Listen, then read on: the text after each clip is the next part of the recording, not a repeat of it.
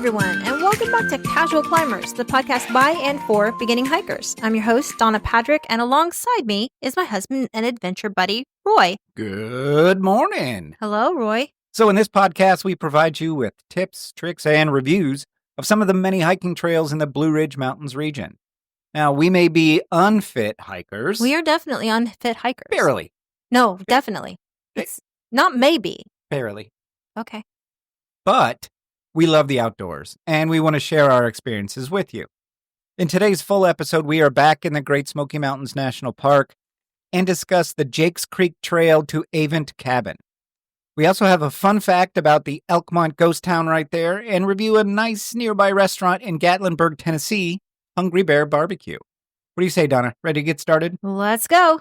So here's the Jakes Creek Trail to Avent Cabin by the numbers. The distance was 3.2 miles there and back. The time it took us was 1 hour and 56 minutes. Of that, 1 hour and 42 minutes was moving time. The lowest point was 2,166 feet. The highest point was 2,726 feet. So that was a 560-foot elevation change. The friendliness pets are not allowed, not mobility friendly. No, it's not really mobility friendly. The trail is wide in the early parts to get to the old cabin ruins that are the first half mile of the trail is kind of paved. It's like an old busted asphalt road. Yeah, I would almost say old busted asphalt sidewalk width kind of. It's pretty wide. It's wide enough for at least a vehicle and probably So two. I know that there's a gate that is closed to prevent vehicles from getting through because vehicles could get through, but there's this one point where the pavement is busted to the point where it's just a narrow strip of it. Yeah, it's like halfway there. Yeah. Yeah. So you could probably get a mobility scooter at least part of the way. Yeah, that's through the before ruins, but that's about it. Before it starts to go up. And I would argue that it is worth it to do that. Just to see the ruins? Sure. Yeah, and to hear the creek. Jakes Creek? Yeah. So let's tell them how to get there. So to get there, search for Jakes Creek Trailhead in Great Smoky Mountains National Park in your map app. And it's a large parking area. And the reason it's a large parking area is because there is the Daisy Town Village, which Donna's going to talk about in the fun fact today. And that's a neat little village. Yeah. So that's how they get there. And parking is plenty. Now, we will say you do need a parking pass, either a day pass from Great Smoky Mountains National Park. Or if you have the annual pass. Which we do, yeah. So make sure you have that and you have it on your dashboard or hanging from your rear view. Yeah. And so this trail, Donna, it is a constant climb to the apex. Once you turn off of that area that is somewhat mobility friendly, once you turn off, I guess you have to kind of walk to the beginning of the Jakes Creek Trail. The Jakes Creek Trail technically starts right there at the parking lot, right there where the road has a barrier for cars to no longer pass. Okay. So it's basically right there where that trail starts. And right on the right-hand side, as you're going in, you're going to see chimneys. Yes. Old stone chimneys. Yes. A bunch of them. There's probably a dozen there. I didn't count them, but yeah, could be. And it's for the first half mile. You're going to see these ruins that are right next to the creek that is down below. Now, the creek is probably 15 feet down. Yeah. So it's not like right next to it. I think there was one chimney that was across the path. There might have been more that have been lost to time, but yeah, there was at least the one that was still standing. And these were old cabins built in the late 1900s, or late 1800s, early 1900s that were, I guess, vacation homes. Yeah, I'm guessing that maybe before people had air conditioning, it was very valuable to go up into the mountains in the summertime where there was kind of natural air conditioning. You and I have been there in the summertime, and it's still cool. Yes. And there's tons of shade. So I'd get a vacation house there for I'd sure. get a house there. Yeah, no kidding. So you can walk through the ruins, but basically it really is just chimneys, and maybe there's a couple that have steps still, stone steps. Yeah. There's parts of foundation, but there's not much else there. But it's neat to still see all the chimneys still standing. And then before you get to the part that goes up, there is an actual house that somebody... Yeah, we're going to talk about that in the fun fact. Okay. It is a house by somebody who helped get the Great Smoky Mountains National Park off the ground. Mm-hmm. They talk about how this was once, it was either going to be a national park or a national forest. And it talks about the difference between the national park and the national forest. National forest allows for Logging. resource gathering, logging, and mining. National parks do not. Right. And I am so glad it was made a national park. Yes. As opposed to a national forest. So yeah, we're going to talk a little bit about that and a lot more about Daisy Town in the fun fact. Mm-hmm. The trail itself, even all the way through, up until the turnoff to get to Avent Cabin, is wide. Yeah. It's at least 4 or 5 people wide throughout the whole time. Yeah. 4 or 5 people, or maybe a bear, a cougar, a wildcat. It's really interesting that you brought that up because there was still snow on the ground when you and I did this trail. And we saw, and you're going to post pictures of the tracks. Yes. We saw bear, bobcat, and deer tracks in the snow. Yeah. So this trail is used by more than just humans. Right. Just keep that in mind. Now, we did not see any wildlife on the trail. Coming into the park, though, we did see deer and wild turkey, but we did not see any on this trail. And I'm kind of glad because I would not want to see a bobcat or a bear on this trail.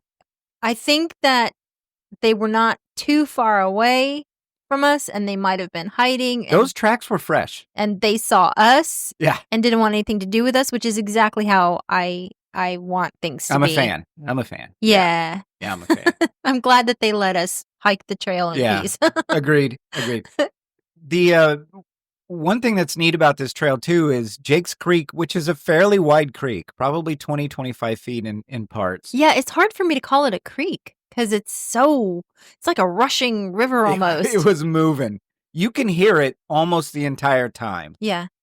The trail doesn't run alongside the creek for the entirety of it, but it runs along it for a good portion, probably 75% of it. And you can hear it, which is always nice when you're doing a hike, hearing the water babbling. I did a couple of like 3-second, 4-second, 5-second videos of some different places with the creek. And I sent them to my sister out in Colorado. And I asked her, which of these do you think would be best to put on Instagram for this trail? And she says, oh, I thought that when you and I were actually having lunch at this time. And she says, I feel like when you do a little 4-second video of a creek, you should have the water coming toward the viewer. And I had it going away from the viewer. Like the water was flowing toward me, but I was panning up. And so next time I'll get those. I'll do those differently, but I've got a few little videos. Okay. Yeah. I mean, Instagram doesn't allow for long form videos, but we can still post a couple minutes worth. But again, there wasn't a ton on this trail to video. I just love the rushing water and the sound of it. It's almost, I don't know, it's like I could meditate to that. I agree. Yeah. You and I have talked about this on the podcast a lot. Just listening to the stream go by, or creek, this one's big, it's rejuvenating. You know, you can hear it. Yeah. So we talked about the tracks, which is neat. Didn't see any actual animals. Didn't see any actual animals. Thank you. The hike itself is a steady climb all the way up to the Avent Cabin leg of it, the turnout. And you're climbing up 1.4 miles, and it's not overly steep, but it's just constant. It's steady. It is a constant incline. Always have a harder time going up. You always have a harder time going down. Yep. It was, you kept asking me, you're like, are you ready for a break? Are you ready for a break? And I was like, you kept shedding layers. Yeah. Every 0.2 of a mile, you shed a layer. I had no idea you had so many layers on. Listen, I learned from we had snowbirds in Florida that I used to cut their hair, and I asked them, how do you dress in cold weather? And they always said dress in layers. I now know why you dress in layers. But I also watched a video of a woman who hikes regularly in cold weather, and it was just a short little video, and she said it was safer to, when you get hot, when it's cold weather and you get hot, definitely shed those layers. Don't allow yourself to sweat, because if and when you hit cold weather again, like maybe you're getting to a summit or something and it's cold again, you don't want to have that sweat that's going to now freeze on your body and make you even colder than you would have been. It makes sense. I was surprised. I know you dress in layers. I've known it for years, but it looked like a clown car, because every time we'd stop, you'd take a layer off. I'm like, how many more layers do you have? And it seemed like a never-ending I got down row of I layers got down that to you my had. tank top because I was that hot from going up. And it was in the 30s, and I think the max temperature yesterday was 41. So this is not warm weather that we were going on. It was warm. It was, I mean, it was cold. It was cold. So, yeah. Thankfully, because I was working up a sweat. Yeah, you were. Yeah. So the turnout to Avent Cabin is not marked quite literally at all. We went past it. We went past it for a little bit because you were looking at, thank goodness you had your map app going, and you were like, oh, this is funny. It thinks that we should be going down at this point, and we're just not. And we're still going up. Yeah. Yeah. And then also you noticed that there were a few other hikers on the trail that had gotten away from us because I'm slow.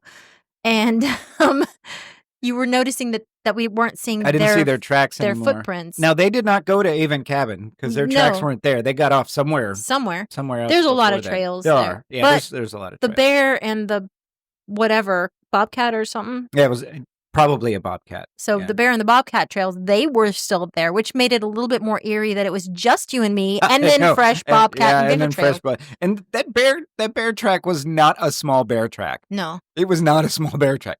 Yeah, so the Avent Cabin turnout is 1.4 miles in, and I highly recommend using the All Trails map for this. Yeah. That's the only way you and I were able to find it.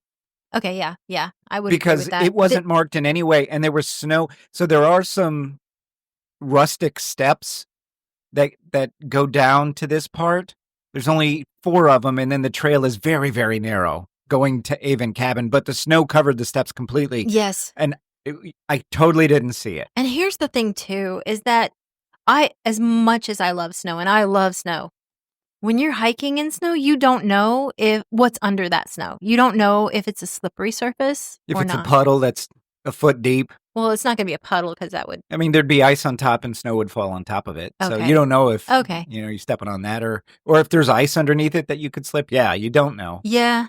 With snow on top. And here in this area, we have found that there is clay that is very slippery. Like I one time, not this trail, but I put my foot down on some clay and just sort of like slowly slid. And I just let myself slide while I tried to keep my center of gravity directly above my feet so that I wouldn't fall. It's crazy how slippery the clay is way more slippery than ice is, in my opinion. Yeah. Yeah. The only way that clay would not be slippery is if it was dry, and it was not dry. And it was not dry. So once you find the turnoff to go to Avent Cabin, it kind of winds down a little ways to Jake's Creek. And then there is this very rustic log that's cut in half that goes across it. There's actually 2 because it's such a long crossing. Yeah. That goes across it. I actually with wondered, a handrail. Was that it is just, very I thought it was rickety. 3. Maybe not. I think it was just 2. Okay. All right. Either way, it's a long stretch. It's a long bridge stretch. And it was covered with snow. Mm-hmm. And the railing was covered with snow. And there's railing only on one side. And the railing was old and rickety. Yeah. And so I almost didn't cross it because it was a good 10 feet down onto the boulders in the creek below. And it was kind of like a rough waterfall kind of thing. Exactly. That you're going across this bridge over. It was sketchy. Yeah. It was sketchy. To coin a phrase from the kids, it was sketch AF. It was sus, as the kids would say. Yeah. I don't know what any of those mean, but it was. Yeah. It feels like those are right. Yeah, it feels like those are right. Yeah, it was. So I got on it and I started going across, and I was like, okay, the log is sturdy. The log is sturdy. The handrail, not so much. but I sidestepped the whole way. Ugh. And so did you. Yeah. You got to the other side, and I was looking at that thing. I almost started to cry. And I think you kind of you can't really see someone's facial expression from the other side of it's that long. We were like 40 feet apart, if not more. And you were kind of shouting to me, "Hey, if you don't want to do this, we don't have to do this. We can turn around right now." But I couldn't really hear you because the water was rushing and so loud. I knew you were saying something to me, and I kind of thought you might be saying that to me. And then I was like, "Ugh, if we don't get to the end of what we're trying to get to, then I'm going to be so disappointed." So I found what you call my lady balls, I think. I don't like that saying too much, but I think it means I found my courage. Yeah, you put on your big girl panties and you made your way across, and you did, and it was brave because it was maybe in the summer where there's no snow and you don't have to worry about ice on it. It's still a sketchy crossing. Yes, it's still a very sketchy but with crossing. snow, like first of all, snow on the handrail that you are gripping onto for dear life. And snow on your footing, and you don't know if there's ice underneath. Right. And in some parts, there actually was. And so you don't want to be wearing gloves because those gloves are going to take away from your grip on that handrail. But there was snow on the handrail, so my hands were so cold by the time I got to the other side. But I was alive. You got to the other side, and then we had to scramble up a little bit more to get to the cabin itself. And the scramble up was icy and rocky and muddy, and there was water coming down it. Let me just say that no matter what stressors you have going on in your life, at work, at home, whatever, there's nothing like risking your life to put things in perspective. Like, this is where I die today. How much does this and this and this problem really matter? That's true. That's fair.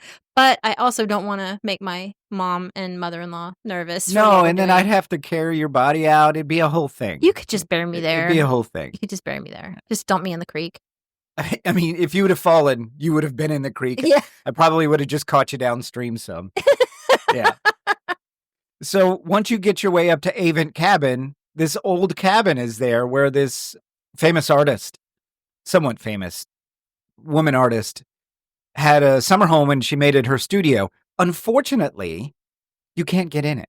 Yeah. And you can look inside the window, but there's nothing to look at in there except three bed frames. Really old, metal bed frames. Which I like really old stuff. I'm not disparaging it because it's really old.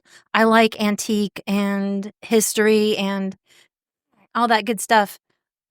There's no interpretive signs. There's nothing that tells about who it was or anything like that. That would have been nice. Also, whatever interpretive sign that they're going to put up there, they've got to get it across that freaking bridge. So I don't blame them for not having a sign. There was a sign, a little wooden sign that just said Avent Cabin. Yes. Yeah, okay, we got it. So, I mean, okay, when I was young, we had World Book encyclopedias. We had a full set, and it was really cool. But anytime I'd ask my dad something like, something about ants or, armadillos or whatever, he would just say, look it up. And he was a big advocate of, go do your own research, look it up. So maybe that's what they're saying with just having Advent or Avent. Avent. Yeah, Avent. I keep saying Advent, like Advent calendar. But no. Anyway, maybe by giving us just a tiny bit of information, they're telling us to go do our own research. Maybe. So the cabin is named Avent Cabin for Maina Trainer Avent, who was an artist from 1865 to 1959. And the cabin itself was built around 1850 by the Ownby family. And it's a one-room cabin. With a porch. With a porch. I imagine she was on that porch a lot. Gosh, you're in the Great Smoky Mountains. It's gorgeous there. Yeah. Tons of it. And so Frank Avent, Maina's husband, bought it in 1918 for $200. Holy cow. Yeah. Oh my God. Which was a decent amount of money, but not as much as you'd think. What year was that? 1918. 1918, $200. Like, what would be the equivalent of that now? Oh, let me look it up. Okay. 1918, $200. I'm going to guess that that's the equivalent of $10,000 today. But I could be way off. $4,180 roughly. Still. That's a great price. That is an amazing price. I'd pay $4,000 for that property. I would go across that bridge once, and then that's where I would say you would be the one to go out and get groceries. I'm pretty sure we'd make a better bridge. But, if the cabin was there had to be a road of some kind getting to it. There would have had to have been. Well, where is it? I don't see one. It got lost to time, I guess. The park took it over in the 1930s. So, yeah. So that cabin's there. As neat as it is, I actually don't recommend going to that cabin. Going to the cabin. There's a lot of broken glass on the ground around the cabin, which it was weird because there was no broken windows. Right. There's broken glass, but no broken windows. And then so you look up at the windows and you think, okay, where did this broken glass come from? And you don't see any little squares of windows that look fresh or new or of newer glass or anything like that. Right. It's a mystery. That's a mystery. Yeah, it is a mystery. And so I don't recommend it just because getting to it is crossing that bridge, going up is too risky for the reward, in my opinion. Unless you're doing this for a podcast and you want to be able to tell your listeners not to go there. The only reason we did it. Yeah. And plus, at the beginning of this trail, which you're going to hear all about in the fun fact, you get all the historical buildings you could ask for that you can walk into at zero risk. Yeah. So, in my opinion, it's just not worth it. Yeah. It's just not worth it to do that leg. So, I'm going to say if in the summer the park is super crazy crowded and you want to get away from people, this might be a place you could go to get away from people. Maybe, but given the fact that Daisy Town is there, I'm guessing that people are still going to go on this trail. Okay. But again, there's no signs that say go to Avent Cabin. Yeah. So I'm sure 90% of the people have no idea it even exists. Mm-hmm. So yeah. So then, okay. So once we saw there and we were like, it's a cabin. Yeah. we made our way back across the super sketchy bridge. Yeah. Because you have no choice. Yeah. You don't have a choice. And nobody died, thankfully. Yes. And we made our way back down, and the way down is all the way, it's as much as you went up, you go down. So it's just a steady decline down. Because it's a there and back trail. Yep. So you are less of a fan of down because of your knees. Yep. I'm less of a fan of up because I can't breathe when I'm going up. So, but I think that we are healthier for this, at least mentally and emotionally. Oh, sure. If for no other reason, just getting our butts out into nature every week. Yeah. Yeah. So then you make your way down and you get the creek on your left-hand side this time. You get to pass by the ruined buildings again. Mm-hmm. And then you get to the parking lot and you get to see Daisy Town. Which, by the way, my oldest son and his wife, they have a dog named Daisy who is just an absolute sweetheart. So when I talk about this fun fact, I'm going to dedicate that to I know you hate this, but I'm going to dedicate this to my grandpuppy, Daisy.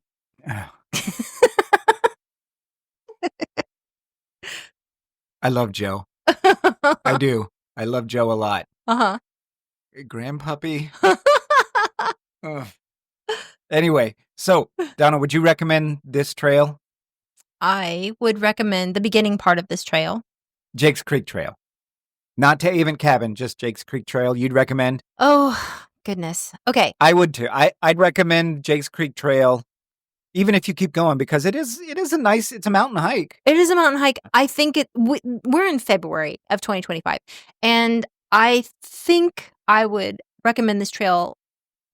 It would be easier to recommend this trail in the spring or in the fall because we saw a lot of rhododendrons and we saw some, I think, mountain laurels. There were some mountain laurels, not a lot, but some. So when flowers are in bloom or when leaves are dropping, but there were so many trees that had no leaves on this trail that I imagine in the fall, this is probably pretty spectacular. Probably. Yeah, I would think so. I wouldn't necessarily recommend this trail for the winter.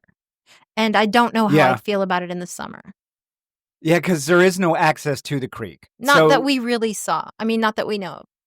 you'd have to really try very hard to get. And I don't know to if the it's creek. recommended. No, because I didn't see, even though it's a fairly big creek, it wasn't deep. I And didn't this see is- any pools. This is the Great so- Smoky Mountains National Park, so I'm sure there's lots of better places. Like, we love waterfalls and swimming under waterfalls and Yeah. that kind of thing, but we also want to be safe. So I'm going to take the park's recommendations on Yeah, that. And yeah. I don't think that there was any. I really don't think there was any summer swimming hole kind of thing here. No, I can't see where you'd even get to the water. I think there must be a way to get to the water because there was a sign that said something about primitive camping. So, and there was something that said on that sign, it said, make sure that you treat the water that you get from the creek. So if that sign is there, then there must be people that are. Yeah, but that might just be a CYA thing for them. Maybe. But, yeah. So anyway, all that is to say, yes, we'd recommend it, but I wouldn't recommend taking the risk to see Avent Cabin because there's not much to see there. Mm-hmm. So yeah, how would you rate this? Oh, Piece of cake, break a sweat, feel the burn, pain bringer? I would say Definitely a break a sweat. We were breaking a sweat in 30-degree weather. Yes. Yeah. So break a sweat for two reasons too. Like when you take the leg of to go to the Avent Cabin. Yeah. So there's break a sweat because I'm exerting myself, but then there's also break a sweat because I think I'm going to die. Even if you don't take the Avent leg, I still think it's a break a sweat just because it's an incline for a very long 1.4 miles. Yes. Yeah. For a very long time for unfit hikers. Yeah. So yeah. Right. At least break a sweat. What would you say pain bringer? I don't know. Feel the burn? Or feel the burn. I don't think so. No. Yeah. Okay. I don't think so. And I think that, oh shoot, what is it? The app that talks about all trails. Yeah. I was about to say that the app that talks about all the trails. All trails. Okay. So I think they call this moderate, right? Yeah. I mean, moderate is all over the map though. It is, and I think that that's one of the reasons why we do this podcast. That's exactly why we do it. Yep. Yeah, because oftentimes they say moderate, and we say, oh no. Yeah. And sometimes they say moderate, and we're like, it was a little on the easy side. Yeah. Not too often. No, not too often. So yeah, that's Jake's Creek Trail to Avent Cabin, which we don't recommend that portion, but. Unless you want to risk your life. Unless you want to risk your life, but please don't, as a listener. So now, Donna, why don't you tell us a little bit about Daisy Town? All right. I want to start by saying that I stumbled across an article on the nps.gov homepage. It was a news release. Kuwohi is the name that is restored to the highest peak in the Smokies. The U.S. Board of Geographic Names approved the Eastern Band of Cherokee Indians name change request. There's a disclaimer, though. It says, you're viewing archived content published online before January 20th, 2025. Please note that this content is not updated and links may not work. Anyway, it's a short article that basically says there was a request submitted by the Eastern Band of Cherokee Indians, or the EBCI, to change the name of Clingman's Dome to Kuwohi, which is the Cherokee name for the mountain. I hope I'm not saying that wrong. I think I'm saying it right. Kuwohi. The translation is Mulberry Place. So I have never. That's gorgeous. Yeah. That is a gorgeous. Now, this used to be Clingman's Dome. It is Clingman's Dome. But yeah, the name change was approved. This article was last updated on September 18th, 2024. So it's not so far before January 20th, 2025. Anyway, the National Park Service strongly supported the name restoration. It's a restoration of the name. Right. It used to be, I mean, clearly. Was. The Cherokee were here long before the National Park Service ever got here. Yeah. So, or the federal government. Yeah. I don't know if it happened because, like I said, this was September 18th, 2024, but they did have plans to change signs and everything to the Kuwohi name. The park closes Kuwohi for 3.5 days, or not 3.5 days, for 3 half days every year to provide access to predominantly Cherokee schools to visit the mountain and learn the history of Kuwohi and the Cherokee people from the elders. Cherokee language speakers and community members. These 3 half days are devoted to these predominantly Cherokee schools coming and learning. That's awesome. These kids, That's yeah. awesome. So let me just add to this. As of March 9th, Mhm. the name Kuohi is the official name of it. Of Klingman's Dome. As of March 9th. Right. So, I mean, Maybe it'll change. I hope not, but we'll see. Like I said, this is a restoration of the name. This was the name before it was named Klingman's Dome. Yeah. So, it's always been Kuohi to the Cherokee people. I'm sure they called it. It's always. I'm sure they were like, whatever, white people call it whatever you want. It's Kuohi. Yeah. Yeah. So this is the highest point in the traditional Cherokee homeland. It's the tallest point in Tennessee and the 3rd highest summit east of the Mississippi. Do you know what the first highest is? I did. Mount Mitchell. Yeah. Okay. Yes. Yeah. And that's in North Carolina. Yep. Right along the Blue Ridge. Yeah. So it's in the same chain. But Kuohi is the highest in Tennessee and the highest in the Cherokee land. Yeah. So now on to today's fun fact, Daisy Town. My son and his wife have a dog named Daisy, so a shout out to Joe and Lizzie and Daisy if you're listening. All right. So do we think Daisy's listening? I think Daisy's, in my heart, Daisy is listening. Sometimes Joe listens in his garage. Yeah. And then dog's out there, so maybe. I picture Daisy looking at the source where this is coming. She keeps hearing her name. Yeah. Like that's funny. Yeah.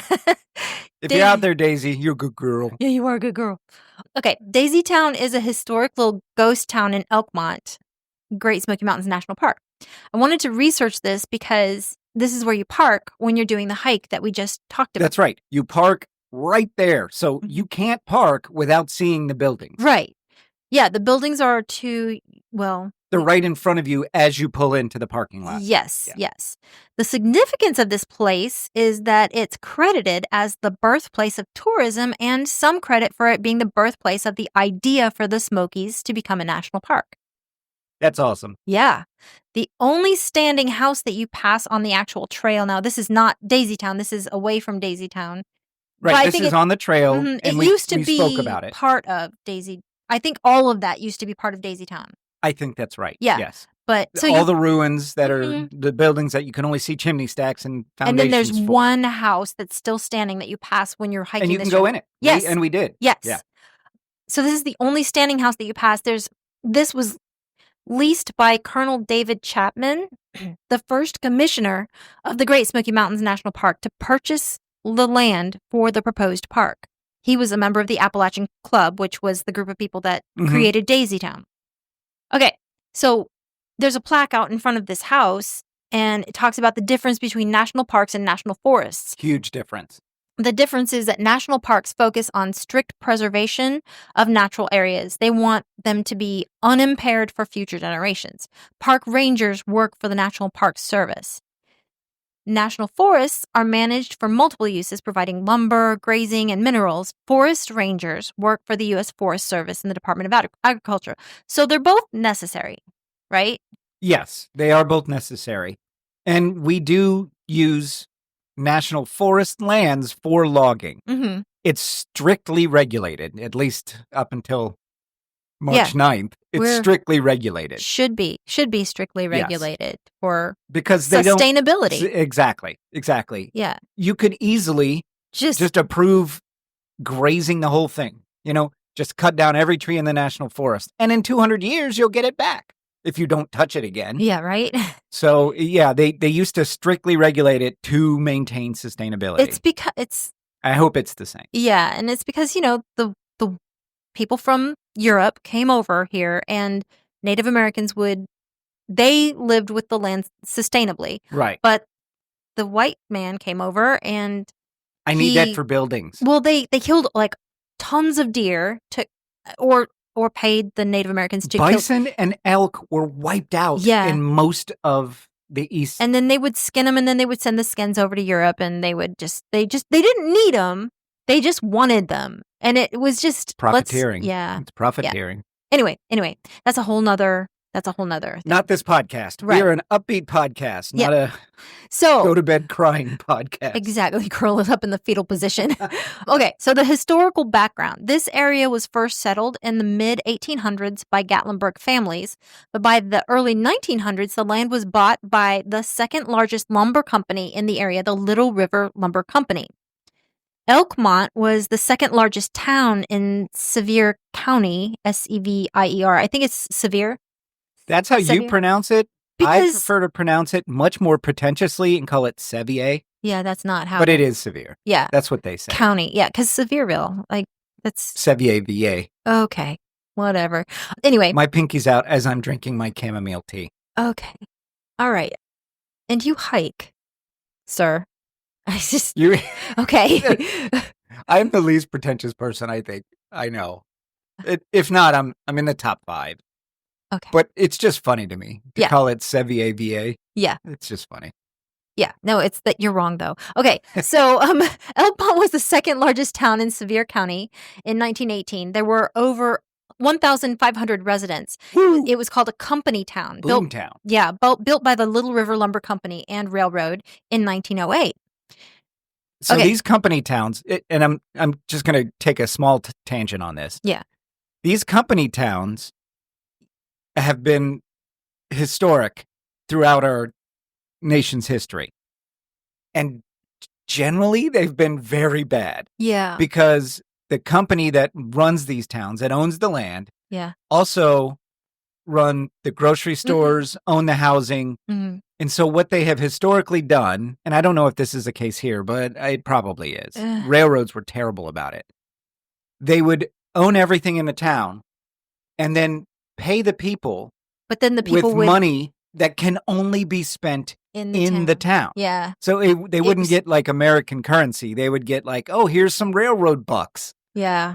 Yeah. And so you'd have to spend it there. Mhm. So even though the railroad company was paying you technically, Technically. they were getting the money right back. Exactly. Yeah. The town consisted of a commissary or a company store, a church, a school, a hotel, a tavern, a machine shop, and employee houses. But not long after the town opened, the Little River Lumber Company leased the land east of Elkmont Town to the Appalachian Club of Knoxville. So they were cutting down trees, logging, Mhm. and then they created these swaths of land that were cleared now. And they were like, oh, hey, we could make some money by Selling vacation properties or home properties. Yeah. It was, yeah. So, by the way, did you know that right now, Elkmont Campground is the largest campground in the Great Smoky Mountains National Park? I didn't know that, really. Yeah, and that's 6 miles west of the Sugarlands Visitor Center near Gatlingburg. So we kind It's of, very, very close. Like, yeah, you go out of downtown Gatlingburg and you drive 2 minutes and you're in the Great Smoky Mountains National Park right there at the... Sugarlands Visitor Center. Yeah. Yeah, Mhm. yeah. And then we drove past that to go to Right. the We- hike. yeah, we turned right at the visitor center Mhm. and took that road down to the Elkmont Trail. Yeah. Exactly. So this was established in the early, these are the origins of Daisytown, established in the early 1900s by Knoxville families, members of the Appalachian Club. The Appalachian Club was chartered in the early 1900s as well. So these were industrialists, politicians, lawyers, artists, professors, and businessmen. W.B. Townsend, the owner of the Little River Lumber Company, like I said, he leased logging land to the club to create a hunting and fishing camp. That's what Okay. he was All right. thinking. These Knoxville families began building vacation homes along Jake's Creek between 1910 and And 1935. those are the ruins that we saw. Yeah. Yeah, Mm. yeah. So between 1910 and 1935, almost 80 cabins were built. That's crazy. Yeah. That's crazy. We could see probably 24 ruins. I'm guessing that they were buying lumber from the lumber company Of course they were. to build these. I mean, Of course they were. But they were using local yeah, rocks and granite for the foundations Yeah. and fireplaces. Yeah. because why would you have all, It's right These- there. yeah. Like, just go pick it up in your backyard. sure. Yeah. Before 1925, families came by train. Of course, this is the lumber and train company, lumber company and railroad. So before 1925, families came by train. It was a 3-hour trip from Knoxville there. So we're not talking about Gatlingburg to there. We're talking about Knoxville. Gatlinburg was a tiny, small village back then. Knoxville was the largest city. And we talked a little bit about Knoxville in the podcast where we spoke about the Walker sisters, how they would go to Knoxville to get their supplies. Yep. That was the closest to city, as it were. Yeah. So it was a 3-hour train trip, and it was operated by the lumber company. The lumber company would be, they would bring the people in. Yeah. Oh, you need to go into town? Here's some. Well, it'll cost $5 lumber bucks to go. No, it was so these families. Okay, these families would pack up all their stuff to stay the whole summer. So they were trained in. They were coming by train to get there.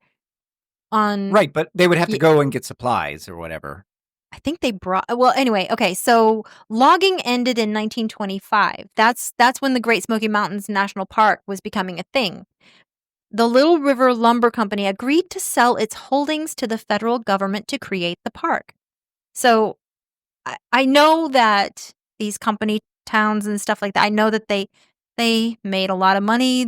I'm sure they did. Took advantage of people, sure. But maybe they felt kind of bad about that. Maybe they saw the beauty around them and were like, this is such a beautiful place. Maybe we need to. It's hard to say. I don't know. The cynic in me says they saw the writing on the wall and they were going to get eminent domained and not sell it for as much as they could. So they sold it knowing they were going to have to sell it. They sold it at the best price. Maybe. But I don't know. So this was the beginning of efforts to preserve the natural beauty of the Smokies for future generations. After this, the railroad tracks were removed and people started driving their cars to the vacation cabins. So the vacation cabins were still a thing. Yeah. And I'm guessing way better now that the lumber company is gone. Right. I don't want to hear trees being cut down all night. At all. I don't know what it is. But anyway, so tourist season was from Memorial Day to Labor Day. So May to... end of May to the beginning of September. Yeah, right. They brought trunks of clothes for the whole summer. Some of them brought a servant with them. It'd be usually a black woman who... Oh. And these black women developed their own social life in the mountains. Okay. You loved that little tiny cabin that was kind of next to a house. We're going to talk about that in a minute. And I just want to go back to... This is the 1920s and 30s. Yeah. And we're still bringing... Well, no. Servants. They were servants, and they were, I'm sure... It's a bad look. It is. It's not. I mean, and that cabin was the little cabin off the side of the house was so small. Like you bumped your head on the ceiling. So you're going to talk about Daisy Town here shortly, right? Yeah. Okay. So we'll get to that when we'll get to that little house when you talk about Daisy Town. Yeah. So these black women that were brought to care for the children and whatnot, they developed their own social life in the mountains. Oftentimes they had a separate house behind the main cabin. But all the pictures that I found there weren't any. You didn't see any? No. Oh. No. Anyway, so most of the cabin owners in the Elkmont Historic District not only supported the national park movement, but also donated money to help buy the land to create the park. Hopefully while still paying a living wage to their servants. Okay. We're going to go ahead and say yes just so we can move on. Okay. Anyway, life in Daisy Town. Families would hike, fish, and swim in the nearby creeks and rivers. So we talked about the hike and how we didn't see safe places to get in the creeks and rivers. But what I found was that these families did hike, fish, and swim. I'm guessing because Jake's Creek is plenty big enough. Mm-hmm. So I'm guessing what they did is they created creek access for themselves that is no longer there. Maybe, yeah. Because I don't think the park wants people. They don't want to encourage people to get in these creeks because they can be dangerous. Right. You can be swept away. They're easily fast moving. And you could fall and crack your skull on a rock. Yeah.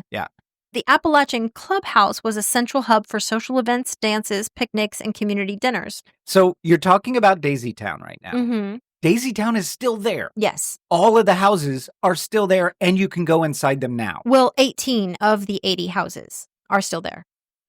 So they considered the houses that are on the road Daisy Town too? Yes. Okay. Yeah, even the Avent even the Avent Avent Cabin was yes. considered Daisy Town? Yes, Yes. That's a long way. lo- That's a mile and a half away. Yeah. Okay.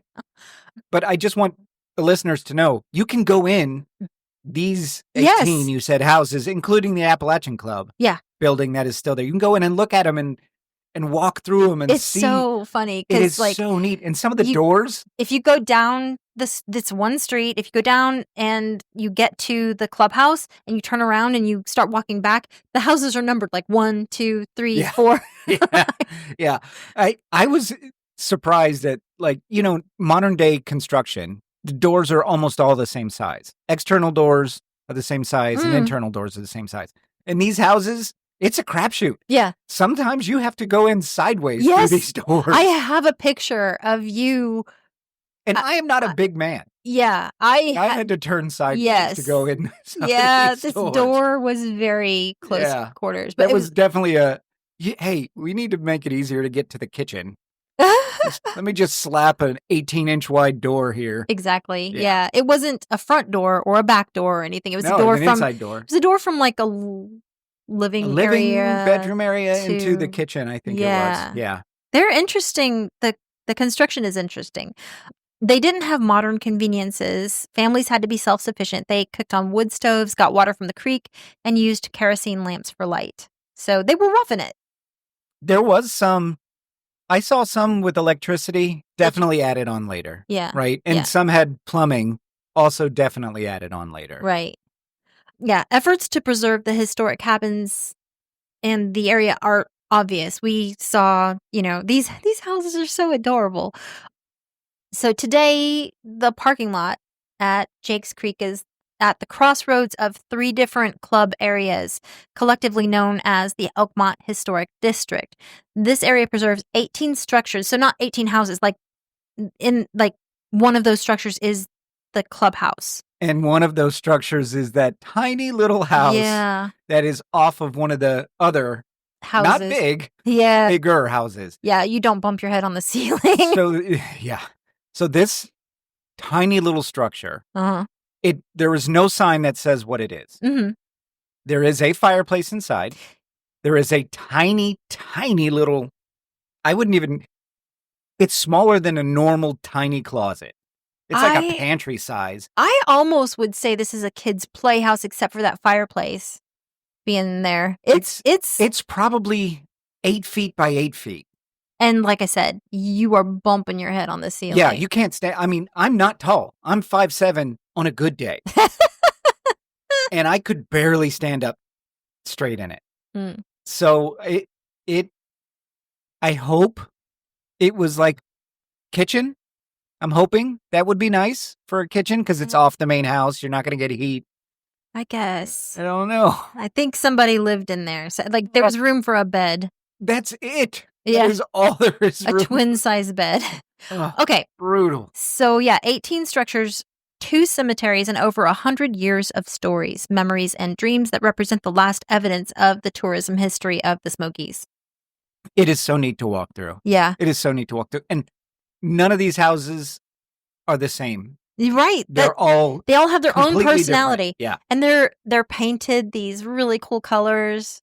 I almost got the feel of almost like Key West kind of different colors, like they were kind pastels. Of bright. Yeah, they were bright pastels, you're right, for the most part. Yeah. And most of them had porches that you could sit on. I could totally see that little village bustling in the 20s and 30s. I totally can. When I was researching this, a lot of articles, a lot of stuff you look up online calls this a ghost town. So I was referring to it that way. But then I read this Smoky's live blog from smokieslife.org. The article is titled Inaugural Daisy Town Day shows that Elkmont is not a ghost town. The article quotes a park ranger named Brad Free who used to work with the elders of the Eastern Band of Cherokee Indians in the Museum of the Cherokee Indian. And he said, every day when I'd leave, they'd always say, "See you later." And he said, one day I asked them, "Do you ever say goodbye?" And they told me there was no word in the Cherokee language that means goodbye because they believe that if you say goodbye, it means they'll never see you again.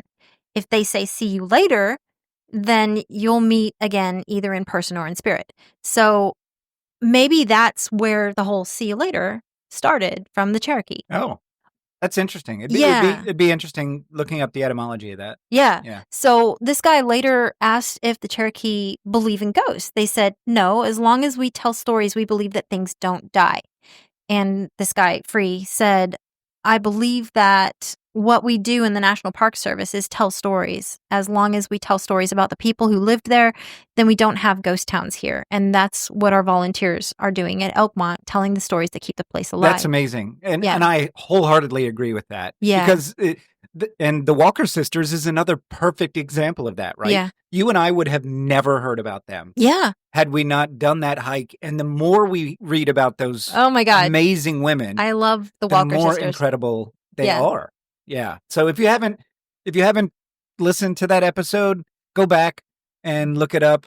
It's the Walker Sisters homestead episode. I'll give you which exact episode number it is in our show closing. Mm-hmm. But be sure to listen to that. So yeah, I can totally see that for Daisy Town. Yeah, so the park held the inaugural Daisy Town Day on November 4th, 2022, from 10 a.m. to 2 p.m. Members of the Elkmont Roving Corps, a group of dedicated volunteers who help protect and interpret the Elkmont Historic District, they dressed up in clothing from like the 1910s, between 1910 and 1934, and conducted fun educational activities. Each volunteer adopted one of the Daisy Town cabins and chose a theme for their stop along the event. So men sat on the cabin porches playing cards, ladies dressed in 1920s attire hosted a tea party, and other volunteers talked about the past and how children played and went to school there, and the history of the churches and the cemeteries in the area and the logging industry.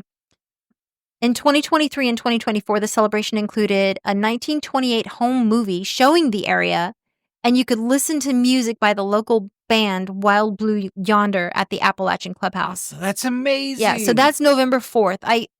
November 4th this coming year? It happens every year on November 4th. Oh, we got to go It started, back. well, November 4th, we might be in Florida for the IT retreat. Oh, yeah. But yeah, every year, maybe we can ask them to like move the day for Can you move the retreat? It's been every November 4th since 2022 from what I researched. So yeah. So the Walker Sisters episode was episode 16, published April 22nd, 2024. Okay, so go back and listen to that one and you'll understand more what we're talking about by the Rangers doing living history. Yeah. And I want to encourage our listeners to go visit Daisy Town and the Great Smoky Mountains National Park. And I would love to hear your own experiences or thoughts about Daisy Town. So the Great Smoky Mountains National Park is the most visited national park in the country. And they have recently suffered job losses due to decisions, administration changes. And so these national parks get funding and job positions based on the number of people that visit them. Mm-hmm. So the more visitors, the more people they get. Right. Right? Because it takes that many more people to maintain these public lands. I feel like that's what government should be about, is like, oh, a lot of the people really think this is important. Let's vote to spend more money to keep this at a high level. And so hopefully. So visit the Great Smoky Mountains National Park. Visit all the national parks if you can. Anyone that you can visit, even if it's just for a couple hours. Your visit matters. Yeah. It matters. So please do that. And by all means, get a national park pass. If you're a veteran, it's free. If you're not a veteran, it's still very cheap. For what you get from it, it's still very, very cheap. And it's a good idea just to get it to support the national park system. Yeah. Well, thanks, Donna. That was several very fun facts. Yeah. So today's review is of the Hungry Bear BBQ in Gatlingburg, Tennessee. Now, it's important to note there are 2 Hungry Bear barbecues in Gatlingburg. And the one we're reviewing is considered the smaller, more to-go one, and it's outside of downtown. Right. And that's precisely why we went there. Yes. The address is 490 East Parkway, Gatlingburg, Tennessee 37738. And the website is hungrybear2go.com. That's HUNGRYBEARTOGO.com. Mm-hmm. So let's first talk about why we chose this one. instead of the bigger restaurant in downtown. Yeah. So we you're a full-on introvert and I am a pseudo introvert. I'm not really I kind of skirt the line of extrovert introvert, but I don't like crowds too much. It has to be really worth it for me to be in a crowd like Disney with my daughter. Gatlinburg to me is not worth it for the crowd. And this is the off season. And This is the off season. We went in the last week in February. yeah, it should not be. And it Gatlinburg, was packed with people. the sidewalks are packed. People are just crossing the road sometimes indiscriminately. Cars have to really try not to hit pedestrians. I mean, you can only move 2 or 3 miles an hour. Yeah, through downtown Gatlinburg. It is the worst. It's awful. It's really bad. It's And so the bad. idea of trying to find a place to park to go to one of the restaurants in downtown Gatlinburg, it's just not worth it to me unless I can't even come up with an unless. That food would have to be absolutely amazing and also be free. Yeah. You know? You are not wrong on literally anything you do. Now, for those of you who like a bustling downtown, Gatlinburg has everything that you could ask for. There's a Ripley's, believe it or not. There's dinner shows. There's a taffy candy. theaters. There's everything you can imagine in downtown Gatlinburg. Yeah, it's for those of you who enjoy bustling stuff, then they're pretty great. But what I see is parents grabbing their kid's hand, and these are the good parents because some of the parents are not grabbing their kids' hands and they're just leaving them to the wolves, but grabbing their kids' hands, the kid's grumpy, they've got an angry face on because mom didn't buy them that whatever from that last store, or they Every didn't get... restaurant had a line going down the Oh my sidewalk gosh, yes. to get into. There was some pancake house that That line was 2 blocks long. yeah. Yeah. There's no pancake that's worth that. There's no I will go home and make a pancake. Yeah. And it will be better. You're It'll be not a wrong. better situation. All right, but back to Hungry Bear. Yeah, we back to- ranted enough about downtown Gatlinburg. Back to Hungry. But if that's your thing, If that's your thing, then enjoy. if you But- like standing in line and being around grumpy people, and thousands of people. oh my God. Like I don't think there was a 2-foot square space of sidewalk where somebody wasn't in. There's no empty space. My parents took me to Gatlinburg when I was little, and it was a quaint town. There were sidewalk artists, and it was, I just would stare at the taffy being made from the Smoky Mountains Right. Candy Kitchen or whatever. And I have good memories there. As an adult, now, I wouldn't bring my kids there. no. No. Yeah. No, you couldn't pay me No. to. No. On the outskirts, yes. Yeah. So that's where we went. Yeah. Outskirts. We wanted barbecue because barbecue for us, we're trying to eat as few carbs as we possibly can. Yep. And barbecue is a great way to do that because they focus on meats. You just have to watch the sauce. Yeah, watch the sauce. So we found this Hungry Bear Barbecue on East Parkway in Gatlinburg. The prices Are amazing. are really good. Yeah. It's because downtown Gatlinburg prices are inflated. They're going to be because it's a tourist place, Mhm. right? But the prices here were very, very good. Yeah. We came away for under $15 for 2 meals. Yeah. Now, you're not going to be blown away by the ambiance. Oh yeah. Yeah. I mean, there's basically, it's mainly for a to-go experience. Yes. But they do have some tables. maybe 6. They had maybe. 2 rooms. Yeah, and each room had 2 tables in it. Yeah. The bathrooms were clean. Yeah. And the people were very, very nice. Yes. I feel like they are run on, I'm not going to say a skeleton crew, but I think that the same guy who takes your order is the same guy who goes in the back in the kitchen and is preparing your You food. think so? I heard people talking. There back were there, people. so- Yeah, there was. I heard at least 2 people talking. Mhm. So But when we first came in there, we kind of had to wait up at the front before somebody came out to we take our did. order. Yeah, we But did. that's okay with that price. And I And got it wasn't really that long of a wait. yeah, and I got the pulled pork sandwich, and I got brisket, and Yeah. it was amazing. I really enjoyed my pulled pork sandwich. It Yeah. had a coleslaw on top of it, and Yeah, that's right. Yeah. I did. No, they have all kinds of barbecue offerings. They got brisket, they have ribs, they have pulled pork, they got chicken wings, all the typical Yeah. barbecue fare, and it was very good. The brisket was so tender. Yeah. And they also do meat by the pound and food by the pounds and catering, and they have several picnic packs. Which is cool. That's very cool. Just don't drive through Gatlingburg to go to your picnic. No, God. Go the other way. The food's going to be ice cold by the time you get anywhere. Yeah. So it's actually not that far from the entrance to the park. So you don't have to go through downtown to get to this place to get to the park, thankfully. Yeah. So it was nice. You're right. The ambiance is, it is what it is. It's not bad.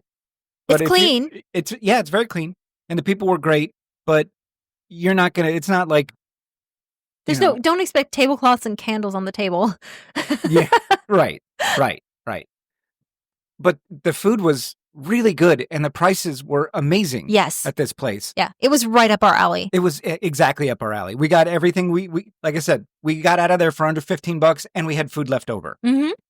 So Hungry Bear BBQ on the outskirts of town, we highly recommend. Would you recommend it? 100%. Yeah, I totally, if we go back, and we probably will, because we go back to that area pretty often, I wouldn't have any problem eating there again. Yeah. At all. I really enjoyed it. So that's Hungry Bear BBQ on East Parkway, Gatlingburg, not the downtown one. Stop by, tell them Casual Climber sent you. Yeah. So that's our show this week, guys. Jake's Creek Trail to Avent Cabin in the Great Smoky Mountains National Park. Probably the highlight of the whole experience is Daisy Town. Yeah. I think the trail itself is It's okay. It's okay. Not, nothing spectacular, but the Daisy Town experience itself is what makes this trail exceptional. I think so. Yeah. Yeah. That and the creek. Yeah. Oh, yeah, and the creek. And Donna gave us some fun facts about Elkmont and Daisy Town and what is it? Kuwohi? Kuwohi.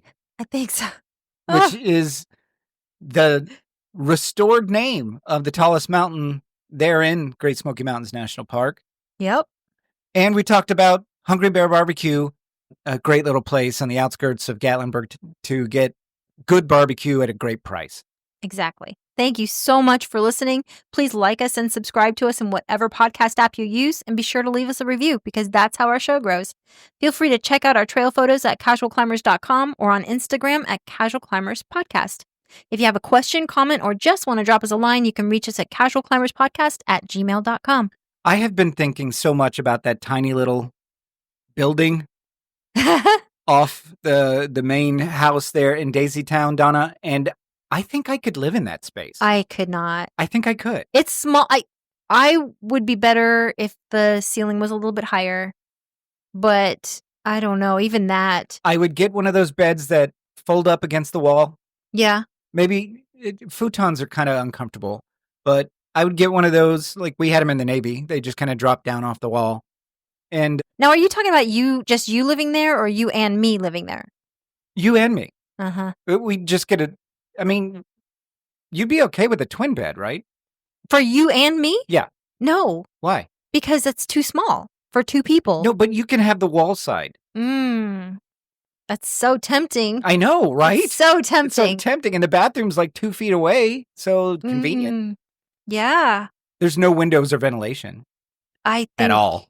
Okay. Let's just I'm actually thinking about putting a bid on it. It's not for sale, but I might put a bid on it. Okay, you do that. It's Kuwohi. Kuwohi. Thank you. Thank you.